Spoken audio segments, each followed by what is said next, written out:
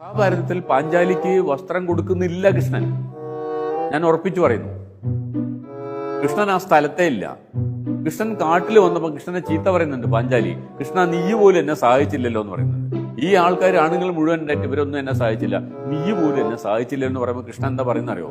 ഞാൻ ശിശുപാലന്റെ ബന്ധുക്കൾ വന്നിട്ട് ചില പ്രശ്നങ്ങൾ ഉണ്ടാക്കി, അത് തീർക്കാൻ വേണ്ടി അങ്ങോട്ട് പോയതായിരുന്നു. ഞാനിവിടെ ഉണ്ടായിരുന്നെങ്കിൽ ഇത് എന്തായാലും സംഭവിക്കില്ലായിരുന്നു എന്ന് കൃഷ്ണൻ അപ്പോളജറ്റിക് ആയിട്ട് പറയുക ചെയ്യുന്നത്. അല്ലാതെ ചേലൊന്നും കൊടുക്കുന്നില്ല. ഇപ്പൊ നമ്മൾ സിനിമയെ കാണുന്ന ഈ ഒരുപാട് ചേല കൊടുക്കുന്നുണ്ടല്ലോ, പിന്നെ എഴുതിണ്ടാക്കിയാണ്. വ്യാസന്റെ മഹാഭാരതത്തിൽ ഇല്ല, ഇപ്പോഴും ഇല്ല ടെക്സ്റ്റിൽ. ഇങ്ങനെ ഒരുപാട് സാധനങ്ങൾ മഹാഭാരതത്തിൽ ഇല്ലാത്തത് പിന്നീട് വന്ന ആളുകൾ കൂട്ടിച്ചേർത്ത് പൊലിപ്പിച്ചിട്ടുണ്ട്. അപ്പൊ പിന്നെ അതൊക്കെ എടുത്തു കളയണ്ടേ?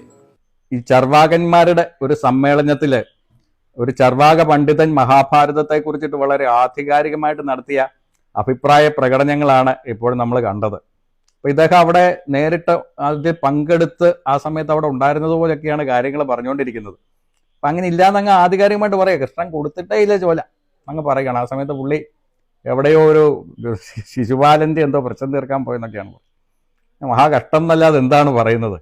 കാരണം ഇത് ഏത് പുസ്തകത്തിൽ നിന്നാണ് ഇദ്ദേഹം ഒന്ന് വെളിപ്പെടുത്തണം എന്തായാലും.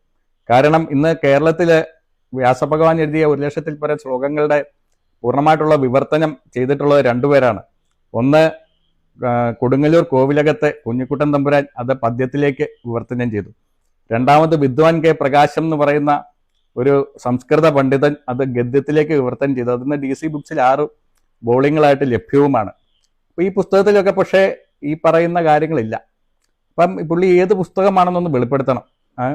അപ്പം ആ പുസ്തകത്തിലൊക്കെ പറയുന്നത് ഭഗവാൻ കൃഷ്ണൻ ആ സമയത്ത് ഗദ്ഗത കണ്ഠനായിട്ട് അവിടെ വന്നു എന്നും അവിടെ വന്നിട്ട് ഈ പ്രാർത്ഥന കേട്ടിട്ടേ, പാഞ്ചാലിയുടെ പ്രാർത്ഥന കേട്ടിട്ട് ഗദ്ഗത കണ്ഠനായിട്ട് അവിടെ ഹസ്തനപുരിയിലെത്തി മറിഞ്ഞു നിന്നുകൊണ്ട് പാഞ്ചാലിക്ക് വസ്ത്രങ്ങൾ കൊടുത്തോണ്ടേയിരുന്നു വേണം. പല കളറിലും പല വൈവിധ്യമാർന്നിട്ടുള്ള വസ്ത്രങ്ങൾ കൊടുത്തോണ്ടേയിരുന്നു. ആ സമയത്ത് അവിടെയുള്ള സഭാവാസികളെല്ലാവരും കരഘോഷം മുഴക്കി ധർമ്മം വന്ന് പാഞ്ചാലിയെ രക്ഷിച്ചു എന്നാണ് പറയുന്നത്.